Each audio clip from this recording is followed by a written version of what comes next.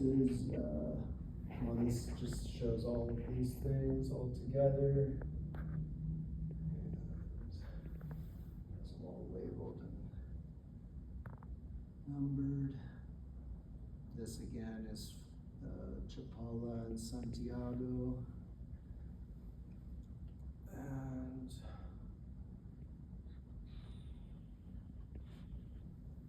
there's the Amazon again. There's Long Island, New Jersey, and Delmarva. So I kind of like tried to mimic what they did. It's like shrink these guys down, expand that, shrink these, and kind of show what they're trying to get out of this. So like Long Island is the serpent's tongue, and then Delmarva is the tail, New Jersey is the body, and Chesapeake Bay is the guy's body. And there's Tierra del Fuego again, Rio de la Plata again, Cuba and Haiti again. I mean, Haiti is, I think, you know, Hispaniola is where Haiti is, you know, like half of it. This half is Haiti, this half is Dominican Republic. Those are the nations, but I think Haiti can also be a name for the whole island. And it's based on a native word, I'm pretty sure. There's a bunch of different names. I think sometimes they call the island Santo Domingo, different stuff, but basically these are the major islands of America south of Newfoundland. And so they flip around their orientation a bit for whatever reason. And it is actually labeled as Cuba is called the Lord of the Marshes. So my guess is the basin is the Gulf of Mexico, but it's kind of like a basin in the coastline, you could say. But it could be also it could be the Caribbean instead. I'm not totally sure on that. There's the Book of Tues of Jehudinacht again. This is Asia and the Book of Two Ways. So this is the Book of Two Ways of Jehudi Hotep. It's one of the later ones where they flipped it back to retrograde. And so it took me a long time to decipher the parts of Asia. Like the easiest parts are basically Japan. I guess we gotta finish up soon, but Japan here has like, although you can't see the tail because the tail is like a bunch of little islands, the Kuril Islands, but you can see like, it's like this rabbit that's kind of standing on its hind legs, and its like face is Kyushu Island, and its ears are Shikoku Island, and then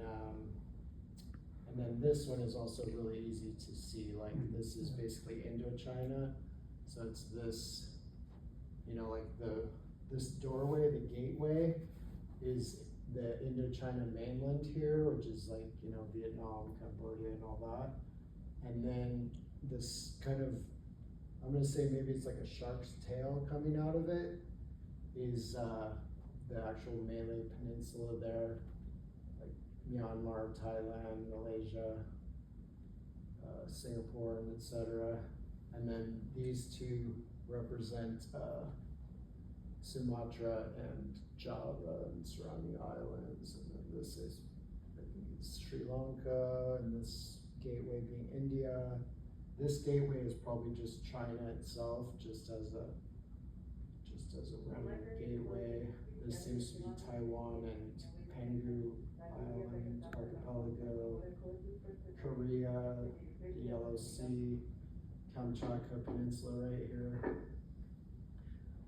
All right, so I guess we have 5 minutes. Here's a zoom in on showing how much more accurate this 4,000-year-old Egyptian depiction of Indochina is compared to medieval European Ptolemaic depiction. So they this is the Ptolemaic, they somehow made this whole peninsula just like that skinny. But it's interesting, they do the same thing where they really expand the Phuket, or it's spelled fuck it, but it's pronounced Phuket.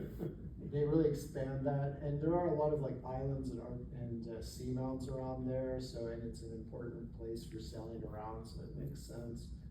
But yeah, in general, this one I think is much more accurate than the Ptolemaic.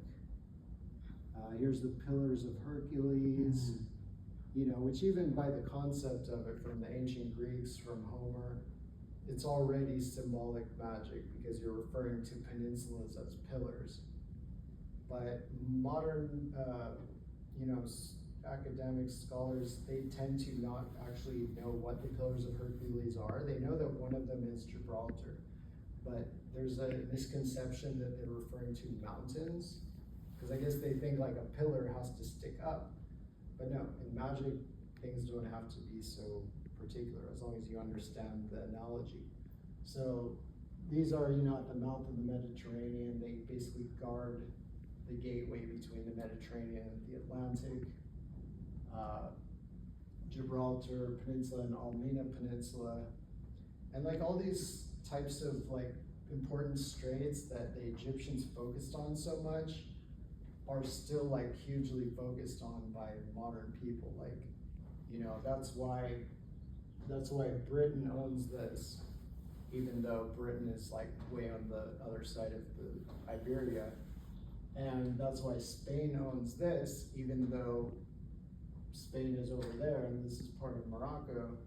Same reason that the US controls Guantanamo Bay between Cuba and Hispaniola. These are the really important places to understand and control if that's the goal. There's Japan again, just showing the different parts. And actually they might kick us out in a second, let me see. Oh yeah, they're kicking. We have 2 minutes, so I guess I'll just take questions. Right. So 2 things that I found really interesting. It looked like you were saying that they recognized that the planet was round. Is that true? Yeah. And then when did we lose that? Is that associated with religion?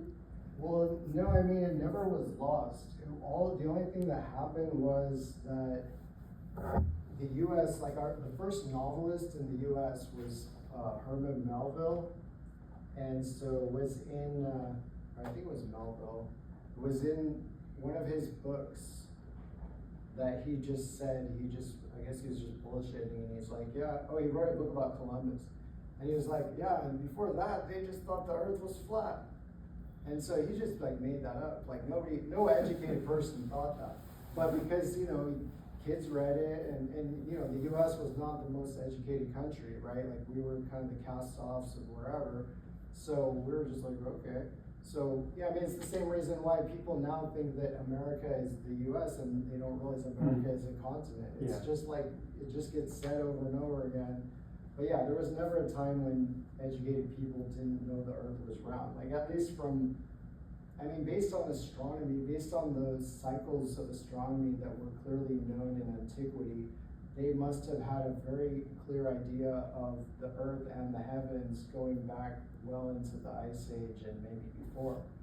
Because to do proper astronomy, you need to know the shape of the earth, otherwise you're just, So yeah, like Eratosthenes, he's called the first person to measure the earth. He was like 500 BC or something, a Greek guy. But he was in Egypt. He was using Egyptian technology. He was using obelisks. He was using knowledge from Egypt. So he was just doing